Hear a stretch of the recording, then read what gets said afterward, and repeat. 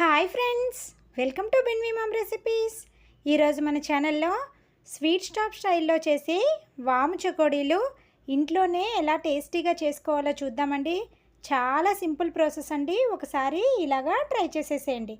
చకోడీలు అయితే చాలా క్రిస్పీగా వస్తాయి. ముందుగా స్టవ్ పైన ప్యాన్ పెట్టుకొని 2 కప్పుల వాటర్ని యాడ్ చేసుకోవాలి. తర్వాత దీనిలోకి రుచికి సరిపడా ఉప్పు, 2 స్పూన్ల వాము వేసుకొని వాటర్ని బాగా మరిగించుకోవాలి.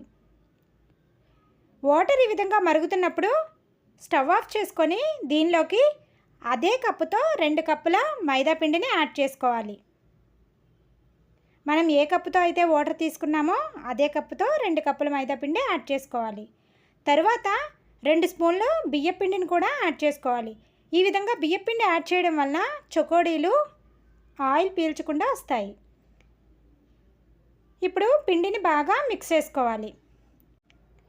పిండి వేడిగా ఉన్నప్పుడే ఒక తడి క్లాత్తో చక్కగా పిండిని సాఫ్ట్గా కలుపుకోవాలి. పిండి మళ్ళీ చల్లగా అయిపోతే పొడిబారిపోతుందండి. కాబట్టి ఒక కాటన్ క్లాత్ని కాస్త తడి చేసుకొని దాంతో సాఫ్ట్గా ఒత్తుకోవాలి.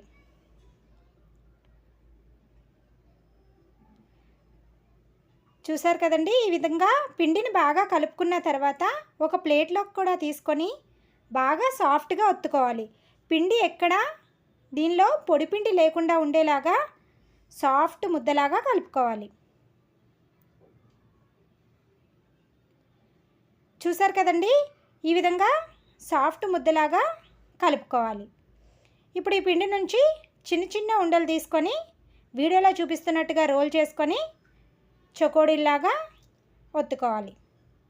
చూసారు కదా, చాలా సింపుల్ అండి. చిన్న చిన్న ముద్దలు తీసుకొని చక్కగా రోల్ చేసుకొని చకోడీ షేప్లో ఫోల్డ్ చేసేసుకుంటే ఎంతో సింపుల్గా రెడీ అయిపోతాయి.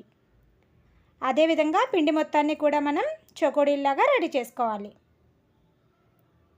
చూసారు కదండి, 2 కప్పుల మైదా పిండికే మనకి చక్కగా చాలా చకోడీలు రెడీ అవుతాయి. ఇప్పుడు డీప్ ఫ్రై కోసం స్టవ్ పైన కడాయి పెట్టుకొని డీప్ ఫ్రైకి సరిపడా ఆయిల్ వేసుకొని హీట్ చేసుకోవాలి. ఆయిల్ వేడైన తర్వాత మనం రెడీ చేసుకున్న చకోడీల్ని ఆయిల్లోకి వేసుకొని ఫ్రై చేసుకోవాలి. ఈ చకోడీల్ని మీడియం ఫ్లేమ్లో పెట్టుకొని ఫ్రై చేసుకోండి. హై ఫ్లేమ్లో పెడితే లోపల వరకు సరిగా కుక్ అవ్వవు.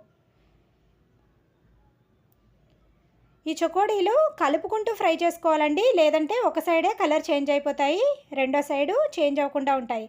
కాబట్టి ఈవెన్గా కలుపుకుంటూ మంచి కలర్లోకి ఫ్రై చేసుకోవాలి. చూసారు కదండి, ఈ విధంగా చకోడీలు మంచి గోల్డెన్ కలర్ వచ్చిన తర్వాత స్ట్రైనర్లోకి తీసేసుకోవాలి.